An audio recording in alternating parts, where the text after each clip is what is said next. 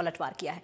उन्होंने कहा कि मुख्यमंत्री भजनलाल शर्मा के नेतृत्व में राज्य सरकार ने पूर्व सरकार द्वारा बनाए गए नए जिलों की समीक्षा के लिए एक समिति का गठन किया था। उस समिति द्वारा जिलों की स्थिति की विस्तृत समीक्षा के बाद किए गए सुझावों के आधार पर ही राज्य सरकार ने उचित निर्णय लिया है।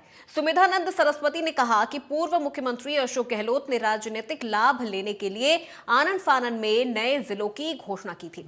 उन्होंने इस संदर्भ में रामलुभाया समिति की रिपोर्ट का ठीक प्रकार से अध्ययन तक नहीं किया था।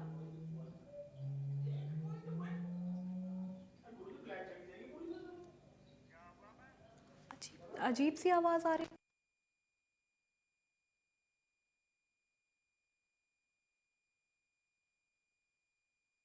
नेरलाव का सीकर में कल कांग्रेस और कम्युनिस्ट पार्टी के कुछ नेता इकट्ठे हुए। उन्होंने माननीय मुख्यमंत्री भजनलाल जी के फैसलों पर उंगली उठाई है। माननीय भजनलाल जी ने राजस्थान के इन जिलों को लेकर के एक विशेषज्ञों की कमेटी गठित की और उस कमेटी के निर्णय आने के बाद में ये निर्णय लागू किया। कांग्रेस ने रामलुभाया की रिपोर्ट को पढ़ा तक नहीं, आनन फानन में अशोक गहलोत ने चुनावी लाभ उठाने के लिए फैसला कर दिया। मैं अब इनसे पूछना चाहता हूं, ये लोग शेखावाटी की बात करते हैं, आन बान और शान की बात करते हैं। शेखावाटी के अंदर पूरे भारत और पूरे राजस्थान में ब्रॉडगेज का नेटवर्क बिछने के बाद भी शेखावाटी में नहीं बिछ पाया।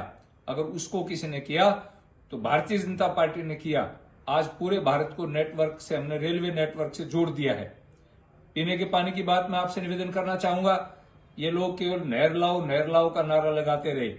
अगर पानी की व्यवस्था की है, चाहे वो जर्मन स्कीम है, चाहे यमुना जल का है, चाहे कुंभाराम लिफ्ट कैनाल का है, उसका प्रोजेक्ट यदि तैयार किसी ने किया है और पानी लाएंगे तो भारतीय जनता पार्टी माननीय मुख्यमंत्री भजनलाल जी के नेतृत्व में लेकर के आएगी।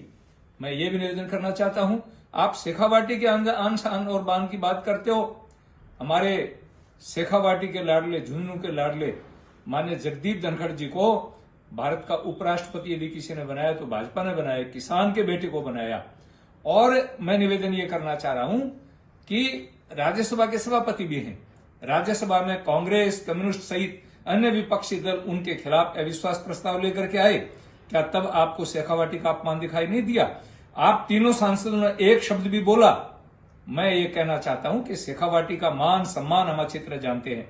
मैं कल ही माननीय मुख्यमंत्री से मिला हूं, उन्होंने मुझे आश्वस्त किया है कि सीकर और शेखावाटी संभाग और नीमका थाना का विकास में किसी प्रकार की कोई कमी नहीं छोड़ेंगे। न धन की कमी रहेगी, न विकास की कमी रहेगी। इसलिए मिसगाइड करना छोड़ दें, लोगों को भरमाना छोड़ दें। यही मैं आपसे निवेदन करना चाहता हूं और हम पब्लिक के साथ हैं। यही मेरा